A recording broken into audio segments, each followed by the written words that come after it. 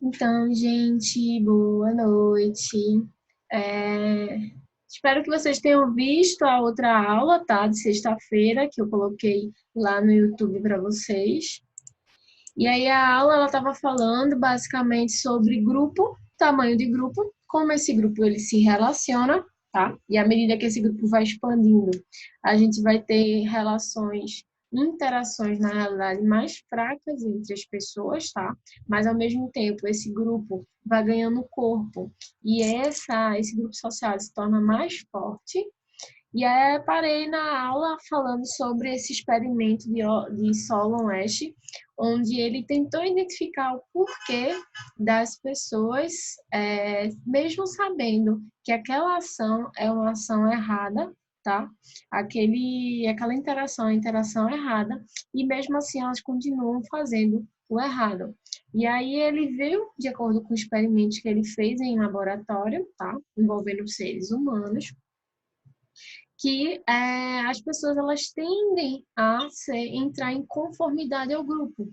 Então, se o grupo diz que aquilo ali está certo, mesmo a pessoa sabendo que está errado, ela tende a seguir o grupo para sentir parte daquele grupo, tá? Então, essa conformidade ao grupo, ela justifica os grandes fenômenos, as grandes ações humanas, principalmente envolvendo guerra, a questão da eugenia, onde as pessoas, mesmo sabendo que aquilo ali moralmente não está certo, você excluir uma pessoa só porque a pessoa é negra, ou excluir uma pessoa porque ela é judia, não tem nada a ver com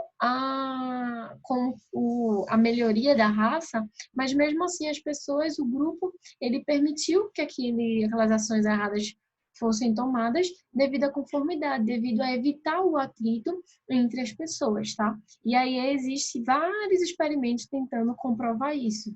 E aí, como a gente fala de experimento, a gente não pode dizer que todo mundo vai seguir em conformidade ao grupo. Sempre existem as exceções. Então, sempre tem aquelas pessoas que não estão seguindo ou que não seguem o grupo. Então, se elas veem que aquele grupo, aquela ação é errada, elas simplesmente se abstraem ou se saem daquele grupo e não ficam lá naquela conformidade, tá? Eles preferem realmente não seguir aquele grupo que está seguindo de forma errada. Mas a maioria, em sua máxima, ou seja, a multidão, ela acaba seguindo em conformidade, tá? E aí isso explica vários fenômenos sociais, como a questão da discriminação, como a questão do preconceito, então a questão da piada. Então, quando a gente vê uma pessoa soltando uma piada, essa piada é racista, então apesar de você perceber que aquela piada é racista, que aquela piada não é legal, mas você não confronta aquela pessoa que contou a piada ou o grupo com medo de sofrer retaliações ou com medo de você sofrer a discriminação.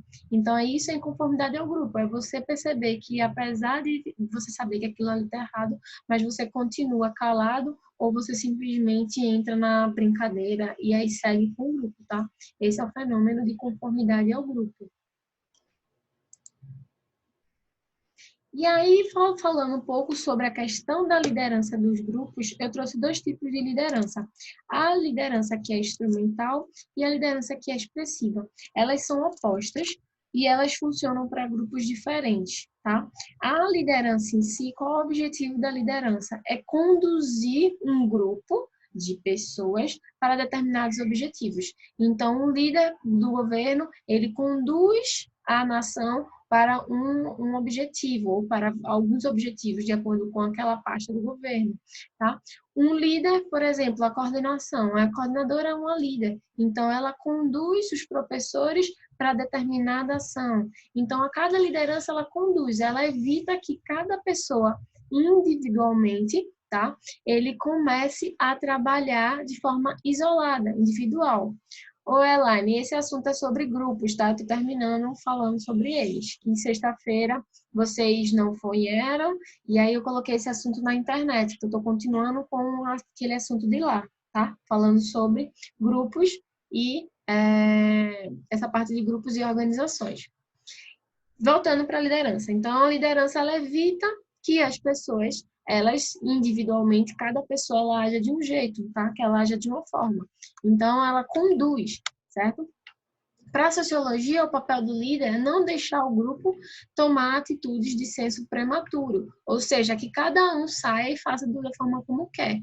Hoje, como a gente está vivendo isolamento social, a questão do coronavírus, esse isolamento é uma decisão dos estados e dos municípios. Então, são os governantes, né, os governadores e os prefeitos que tomaram a decisão de isolamento social. Tá? Isso é uma decisão do governo e aí deveria todo cidadão, tá? Salvo as exceções que também são descritas através dessas portarias do governo, todo mundo deveria ficar em casa isolado, tá? Sem atividade econômica, sem movimento dentro da sociedade, tá? Então, a liderança do governo, ela tomou essa atitude e a gente deveria, teoricamente, respeitar, certo? Aquelas decisões, porque é a decisão de um líder. Mas aí é o que eu pergunto, todo líder ou toda decisão de um líder é uma decisão positiva? Não, a gente vê na história, certo, da humanidade, se a gente for comparar, se a gente for ler a história, que existem as lideranças políticas e as lideranças de grupo que conduzem para algo negativo, mas existem também as lideranças que conduzem para algo positivo. Então, exemplo de lideranças positivas seria Gandhi, seria Martin Luther King, negativas seria Hitler, certo? Os governos fascistas, né, da Espanha, de Portugal. Então, você observa que existe, tá? Não é porque a gente está falando de uma liderança que esse líder, apesar dele ter o papel central, ele não necessariamente ele vai conduzir o grupo para a melhor forma, tá? E aí a gente tem que ter noção disso. O líder, ele conduz, mas não necessariamente ele está conduzindo ali para o melhor. E aí, comparando dois estilos de liderança em relação ao grupo, quando um grupo é novo, de pessoas inexperientes, de pessoas que não sabem o que precisam fazer, por exemplo, vocês no seu estágio, no trabalho, primeiro emprego, certo? Ou até na mudança de emprego para um trabalho novo, você não sabe muito bem como executar as tarefas. Você precisa que alguém lhe oriente, que alguém lhe guie para você fazer essas ações. Então, esse tipo de liderança, essa pessoa lhe guiando, é uma liderança instrumental. Ela está relacionada a esse grupo imaturo, ou seja, de pessoas que não sabem o que deve ser feito, e aí precisa de uma liderança que vá guiando ela. E aí o foco é na tarefa, o foco é na sua execução.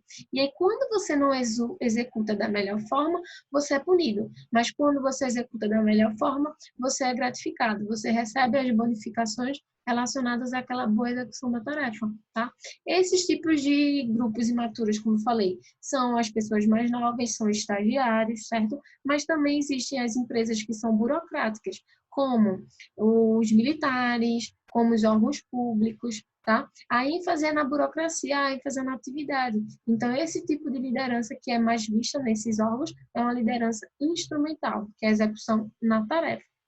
Já a liderança expressiva, ela é voltada para um grupo mais maduro, ou seja, um grupo de pessoas que já sabem o que tem que fazer, quais são as tarefas que elas têm, e aí o líder, ele está preocupado no bem-estar, ou seja, na moral do indivíduo. E aí esse indivíduo, o líder, ele está preocupado em melhorar a autoestima dos seus liderados, em melhorar o convívio social entre aquelas pessoas. O foco não está na execução da tarefa, porque essas pessoas elas já sabem o que elas têm que fazer. E aí esse exemplo é de grupos mais maduros, de pessoas mais experientes, mas também existem empresas como a Google, onde não existe uma liderança, onde cada pessoa ela é seu próprio líder. E aí ela consegue se autogerenciar, se automotivar, tá? Então depende muito, esse tipo de liderança ela é aplicada para grupos de forma diferente, tá? E esse estilo de liderança mais expressiva é o estilo de liderança mais democrático, tá? Que ele tenta, de alguma forma, atender as necessidades individuais. Óbvio, olhando o coletivo, né? Se aquele coletivo que a maioria deseja é o que deveria ser atendido de forma democrática. E não a ênfase nas atividades, tá? Mas cada tipo de liderança ela é importante para determinados grupos. Eu não posso dizer que a liderança instrumental é a pior liderança, a liderança expressiva é a melhor. Depende de que grupo a gente está falando, certo? Para pessoas novas, para pessoas inexperientes, infelizmente a liderança instrumental é a primeira que tem que ser desenvolvida, porque tem que orientar como as coisas devem ser feitas. Depois, aquele líder ele deveria passar de uma liderança expressiva. As pessoas já sabem o que devem executar, então não precisa você ficar controlando elas. Você só precisa estar gerando motivação, melhorando o desempenho de cada uma, tá? Então, mudar a liderança expressiva. E aí, para falar em termos de ciências sociais, ciências humanas, a liderança, a gente pensa que ela é muito... o indivíduo ele já nasce com a liderança é inata.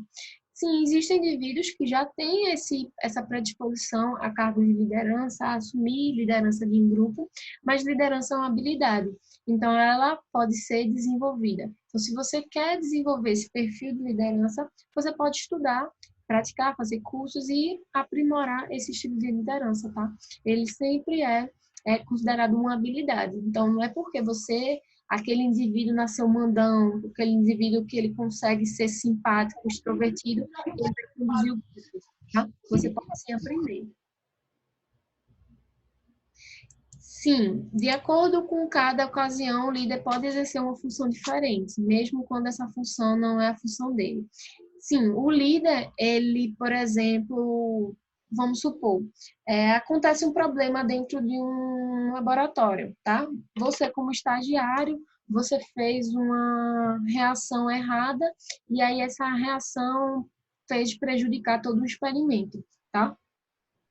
Na realidade, como você é estagiário, você não deveria ser o culpado daquele erro. O culpado do erro, quem tem que assumir a culpa do erro é as lideranças, é quem está orientando você, tá? Então, o líder, ele assume a responsabilidade das suas atividades também, certo? E aí, na falta de você como execução, quem tem que fazer a tarefa é um líder. Ou o líder, ele delega aquela função para outra pessoa, tá? Então, a liderança ela é para conduzir um grupo. Se está faltando alguém, ela vai ter que reorganizar aquele grupo, tá?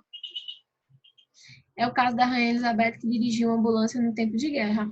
Sim, o líder ele tem que tomar as atitudes. Se aquilo ali é uma atividade essencial e não tem ninguém que o faça, ele tem que fazer essa função, tá? E aí, por isso que as lideranças, as pessoas, elas, quando são líderes, elas têm que ter as habilidades humanas, que a gente diz, que é saber falar, lidar com as pessoas, mas também tem que ter habilidade técnica, tá? Então, ele tem que saber colocar a mão na massa, ele tem que saber como executar essas atividades. E aí, de acordo com a ocasião, o líder ele assume funções diferentes. Exemplo, no meu laboratório eu tenho um aluno de iniciação e tenho um aluno de mestrado. Então, o aluno de iniciação é aquele aluno que eu vou estar mais próximo e vou estar ensinando passo a passo. Já o de mestrado, eu não tenho que ficar ensinando mais passo a passo para ele. Eu só digo, você tem que fazer isso, estude isso. E aí ele vai atrás e vai fazer todas as funções que ele deveria, porque ele já sabe como funciona. Então, no mestrado, no nível de aluno de mestrado, a gente só orienta, então a gente só vai caminhando, vem para cá, vem para cá, vem para cá. Já aluno de C, não, a gente tem que sentar com eles na bancada e explicar cada coisa. Então, eu mudei como pessoa? Não, eu sou a mesma pessoa, mas o meu estilo de liderança, ele muda de acordo com quem eu estou falando, com que atividade eu estou fazendo, tá? E que ocasião a gente está lidando ali, certo? E aí a gente entra nas organizações.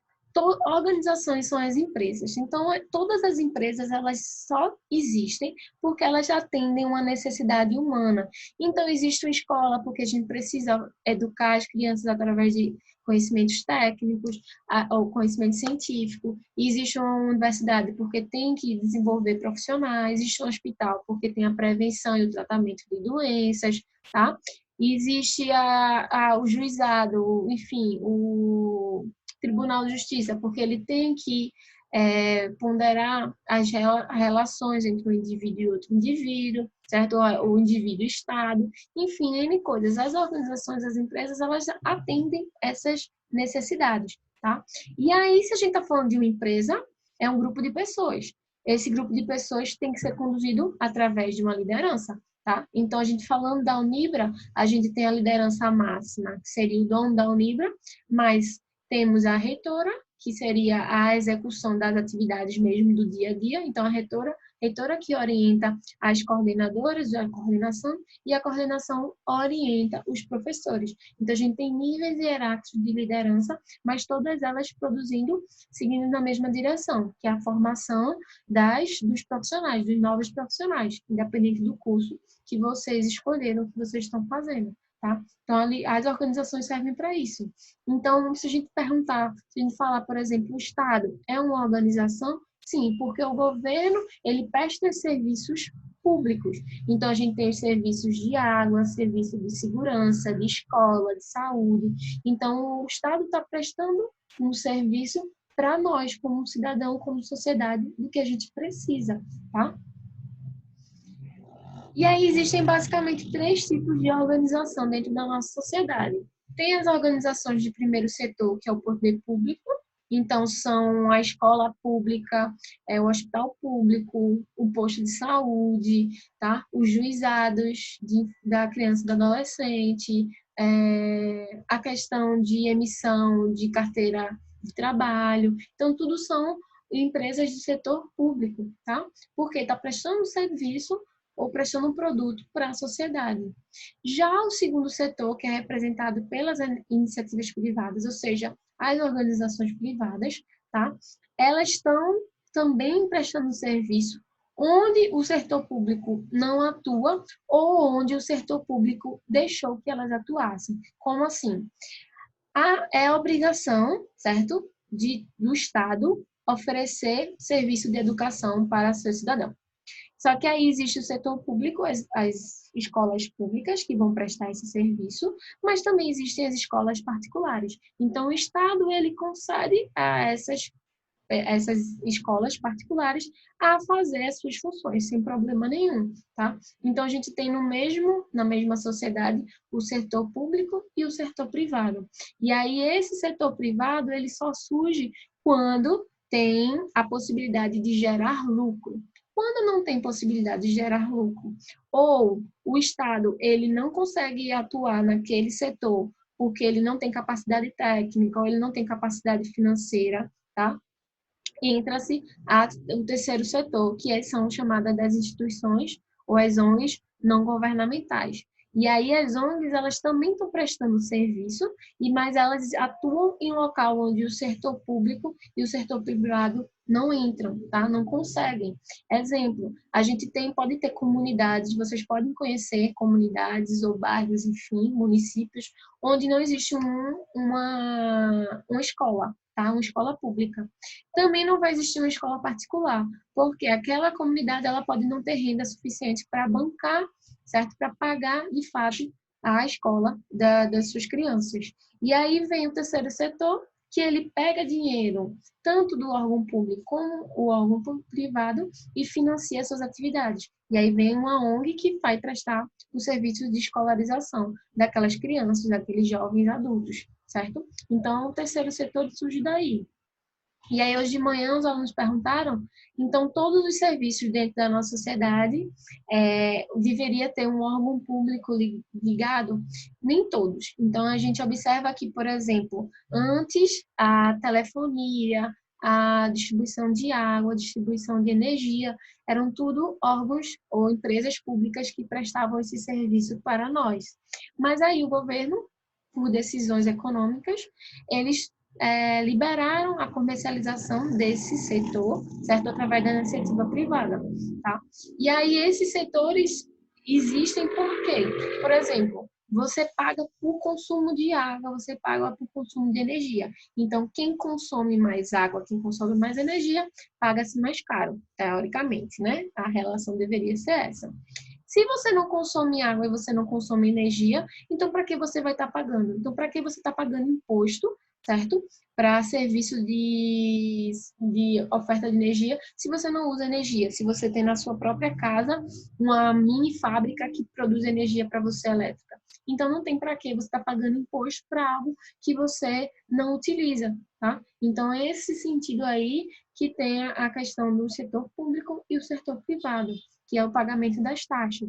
Já os impostos são algo que a gente paga e aí presta serviço de forma coletiva. Então, a gente paga imposto para comercialização de bens, a gente paga imposto para melhoria da segurança e iluminação pública, porque aquela iluminação ela vai prestar para todo mundo, certo? Ele vai ter, todo mundo tem acesso àquela iluminação, tem acesso àquela segurança, certo? O transporte público é uma concessão do Estado, então o Estado deixa que empresas particulares façam um serviço. Em troca disso, ele paga parte do serviço e outra parte quem paga é a gente através das tarifas, né? Vale A, vale B, enfim, dependendo do que a gente, qual o transporte que a gente utiliza.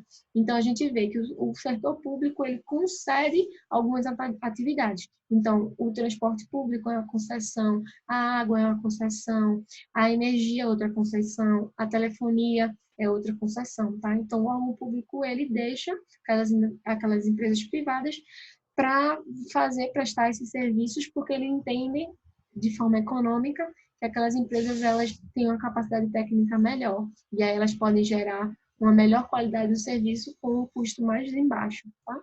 E são questões econômicas. Se são bem assim ou não, a gente pode discutir isso em outro momento, certo? Mas teoricamente, a teoria era assim, é para ser assim. E aí, como eu falei, as associações voluntárias, as ONGs, elas não têm um financeiro, um fim lucrativo. Já as empresas particulares, eles têm uma finalidade lucrativa.